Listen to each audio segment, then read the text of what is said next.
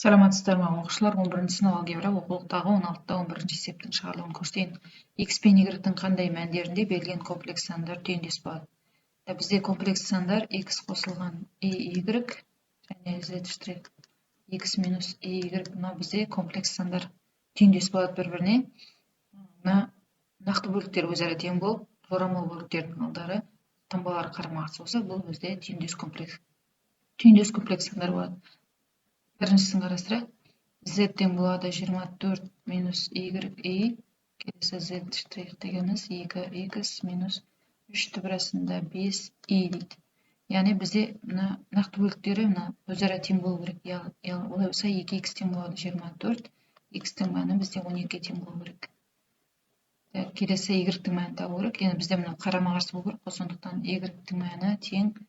Бұл жерде мынау бізде плюс болу үшін, мынау минус түбірасында 3 түбірасында 5 болу керек. Y-тің мәні минус, мынаның орнында қойғанда плюс болып кетеді. Осында екі мәнінде екеуі бір-біріне түйіндес комплекс сан болады. Екіншісін қарастырайық.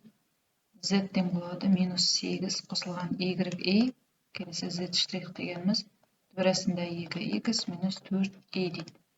Бізде мына екеуі өзара тең болу керек. Олай болса түбірасында 2x тең минус 8. X-ті табу үшін минус 8-ді түбірасында 2-ге бөлсем, алдында бөлімде түбірасында 2-ге көшіп жіберем, иррационалдықтан құтылу үшін. Сонда мынау минус 8 түбірасында 2 тұра береді. Мынау бізде 4, 4-тің түбірі 2-ге тең. Екеуі қысқарады, минус 4 түбірасында 2-ге тең. Яғни x-тің мәні минус 4 түбірасында 2-ге тең болады. Енді y-тің мәні y тең.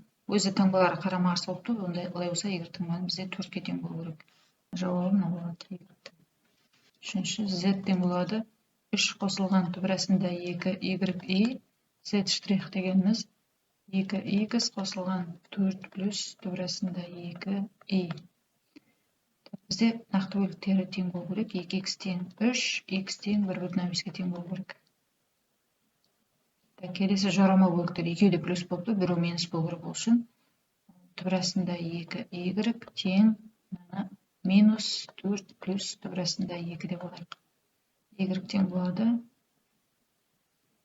минус 4 минус түбірасында 2 деп алайын. Түбірасында 2-ге бөлем тең болады. Әрқайсысын жеке-жеке түбірасында 2 бөлсем, 4 бөлінген түбірасында 2 минус түбірасында 2 бөлінген түбірасында 2 тең болады. Иррационалдықтан құтылу үшін түбірасында 2-ге көшіп жіберем, алымында бөлімде минус 2 қысқарады, 1 болады. Бізде 4, 4-тің түбірі 2 болады, сонда минус 4 түбірасында 2 бөлінген 2, минус 1, мына қысқарады, минус 2 түбірасында 2, минус 1. Енді мынадан минусты жақсан сыртына шығарып жіберсе, минус 2 түбірасында 2, плюс 1 болады. Сонда мына бізде y-тің мәні осыған тең болу керек. Келесі төртіншісін қарастырайын.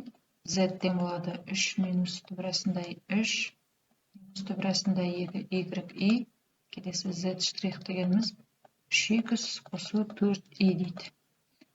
Бізде ана екеуі бір-біріне тең болу керек. Яғни 3x тең болады 3 минус түбірасында 3.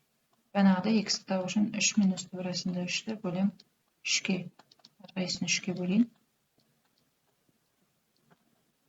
1 минус 3-тен түбірасында 3-ге тең. Бізде x-тің мәні. Енді y-тің мәні табайық.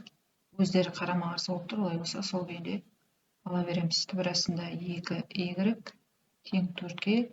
Y-ті табу үшін 4 бөлінген түбірасында 2. Алымында бөлімде түбірасында 2-ге көйтейін. Бізде 2-ні береді, 2 қысқарады, 2-ден түбірасында 2. Сонда y-тің мәні 2-ден түбірасында 2-ге тең болады екен.